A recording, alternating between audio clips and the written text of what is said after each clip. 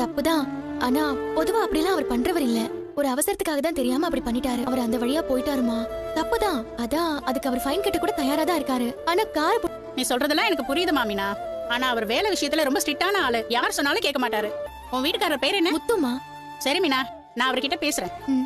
ஒண்ணு செய். அவர் எப்பவுமே யார் பக்கம் நியாயம் இருக்குன்னு தான் பாப்பாரு. உன் புருஷன் ஒரு நல்லதுக்கு தானே பண்ணிருக்காரு. அவர் புரிஞ்சுப்பாரு.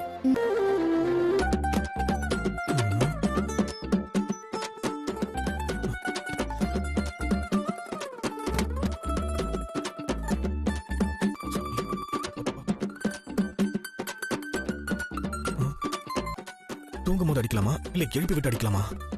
அம்மா கிட்ட கேப்போம். என்னடா என்னடா நெத்தி நேர விபூதி பூசிருக்க? எல்லாம் காரணமாதாமா. ஓ, அப்படிதான் பண்ணணுமோ? எப்படி பண்ணணும்? எதை பத்தி சொல்ற? ஆனா அவ தூங்கிக்கிட்டு இருக்கா. பாவம், தூங்கும் போது அடிக்கலாமான்னு யோசிச்சேன். அதான் தொட சொன்னியா? சரி, இதுல என்ன இருக்கு? அவளுக்கு சரியாகணும்ல. முழிச்சுக்கிட்டு இருந்தா அவ வேண்டான்னு சொல்லி அடம் பிடிப்பா. நீ இப்ப பாவமா இருக்கு. டேய், நீ இப்ப அடிக்கலன்னா தினம் அவகிட்ட தூக்கத்துல மிதி வாங்கணும். அது தேவையா? டேய்,